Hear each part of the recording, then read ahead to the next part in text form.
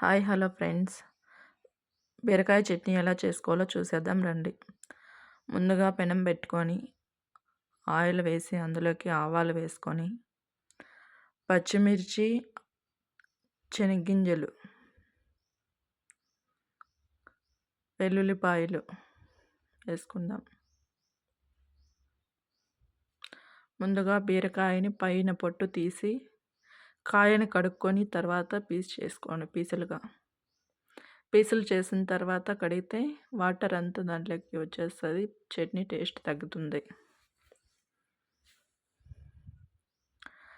కాయలే కడుక్కొని పీసులు చేసుకోండి.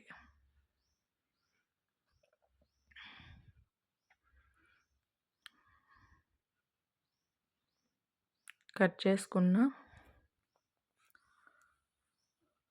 బీరకాయ ముక్కల్ని అందులోకి వేసుకుందాం. ఇంకా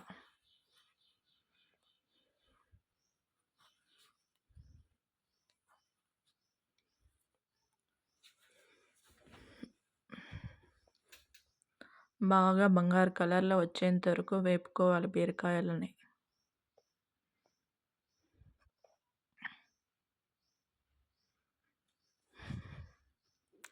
టేస్ట్ అయితే చాలా బాగుంటుంది ఫ్రెండ్స్ ఇలా చేసుకుంటే.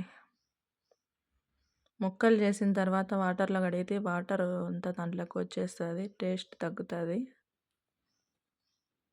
అందుకే కాయలే నీట్గా కడిగేసి తర్వాత కట్ చేసి పెట్టుకోండి.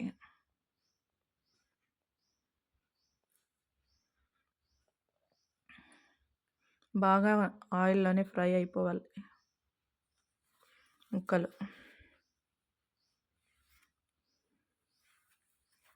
ఫ్రెండ్స్, నేను ఛానల్ కొత్తగా స్టార్ట్ చేస్తున్నా, ప్లీజ్ సపోర్ట్ చేయండి.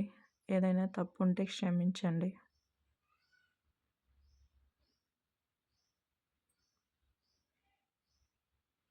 బాగా ఆయిల్లోనే ఫ్రై అయిపోవాలి ఫ్రెండ్స్, అప్పుడే టేస్ట్ బాగుంటుంది. తర్వాత తాలింపు కూడా ఏం అవసరం లేదు, తిరగబాత పెట్టాల్సిన అవసరం లేదు. ఆయిల్లోనే బాగా మగ్గిపోవాలి.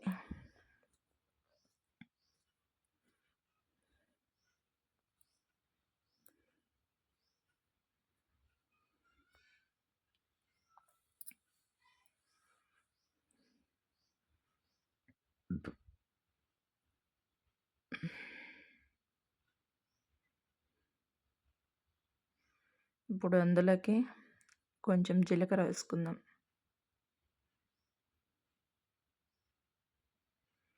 బాగా ఫ్రై చేసుకోవాలి ఫ్రెండ్స్ ఆయిల్లోనే. బాగా చూడండి ఎలా ఫ్రై అయ్యాయో. అందులోకి చింతపండు బాగా ఫ్రై అయిపోవాలి. చింతపండు కూడా కాస్త వేడెక్కాలి. మంట స్లిమ్లో పెట్టుకొని వేయించుకోండి, లేదంటే పెనం అంటుకుంటుంది అది చింతపండు.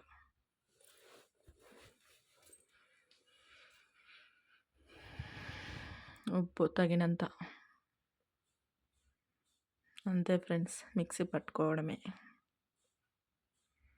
వేడి వేడి రైస్లోకి చట్నీ వేసుకొని తింటే సూపర్. అసలు మీరు ట్రై చేయండి ఫ్రెండ్స్. ట్రై చేసి నాకు కామెంట్ చేయండి. బాయ్.